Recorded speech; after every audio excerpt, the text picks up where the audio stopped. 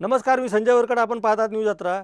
छत्रपती शिवरायांचा अपमान करणारे उद्गार काढणाऱ्या बागेश्वर महाराजांविषयी महाराष्ट्रामध्ये संतप्त प्रतिक्रिया उमटत आहेत. आपण बघितलं असेल की बदलापूर रेल्वे स्थानकावर अक्षरशः पायऱ्यांवर त्याचे छायाचित्र लावण्यात आलेले आहेत. त्याच्यावरून लोक जा-ये करत आहे, म्हणजे त्याला पायदळी तुडवलेलं आहे.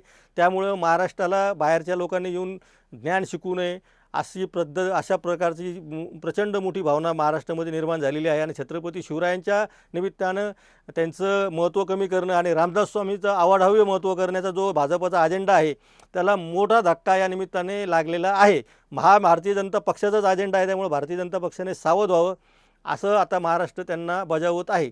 दुसऱ्या बाजूला काँग्रेसचे प्रदेशाध्यक्ष हर्षवर्धन सपकाळ यांनी सुद्धा त्या मुख्यमंत्र्यांना बेशरमपणा करतायत अशा पद्धतीनं खडे बोल सुनावलेले आहेत. अमोल मिटकरी यांनी सुद्धा हे मुद्दाम षडयंत्र रचून त्यांना त्यांच्याकडनं बोलून घेतलं जात आहे असा आरोप केला. त्यामुळे अमोल मिटकरींचा पण जो काही रोख आहे तो भारतीय जनता पक्षाकडेच आहे हे लक्षात घ्या.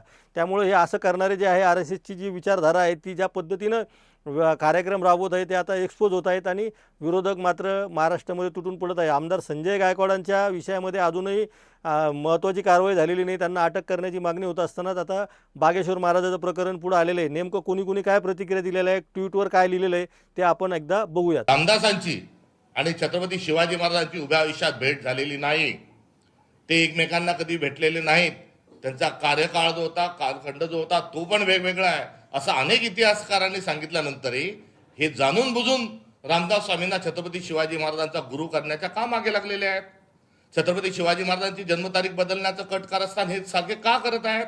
छत्रपती शिवाजी महाराजांचा राज्याभिषेक नाकारणारी ही अवलाद आज शिवाजी महाराजांचा इतिहासाशी छेडछाड करून जर शिवाजी महाराजांना रामदास स्वामींचा संदर्भ आणि गुरु शिष्याचं नातं दाखवत असेल तर या त्यांच्या वक्तव्याचा मी निषेध करत नाही. तर हा इतिहासासोबत ही त्यांनी जी तोडमोड केलेली आहे ते मी कदापि आम्ही सहन करणार नाही. बागेश्वर बाबा उर्फ धीरेंद्र शास्त्री हाच माणूस वादग्रस्त आणि ते एक विदूषकी पात्र आहे.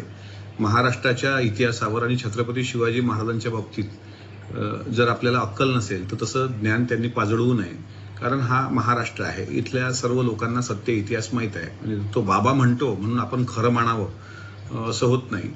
तो महाराष्ट्रात येतो, महाराष्ट्राच्या भरोश्यावर तो खातोय. महाराष्ट्रातून रग्गळ पैसा तो असेल किंवा पंडित मिश्रा असेल या सगळ्या लोकांनी रग्गळ पैसा कमवून त्यांच्या पोळ्या शेकलेल्या आहेत. इतिहास तज्ञ कोण आहे? त्याला काय अक्कल आहे?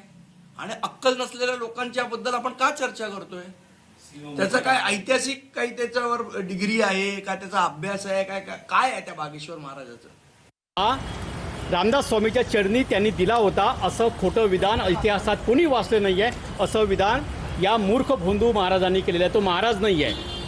महाराजांचं या भोंदू महाराज महाराष्ट्रात पेवळलेलं आहे. अशा या बागेश्वराच्या विधानाचा निषेध म्हणून त्याचे विचार एवढ्या खालच्या दर्जाचे आहेत की बदलापूर रेल्वे स्टेशनच्या पायऱ्यावरती आम्ही त्याच्या प्रतिमांतरे फोटो लावलेले आहेत की त्याच्या प्रत्येक फोटोवरती येणाऱ्या जाण्यावरती पायदळ होईल, त्याच्या फोटोवरती पायाचे निशाण छापण्यात येईल.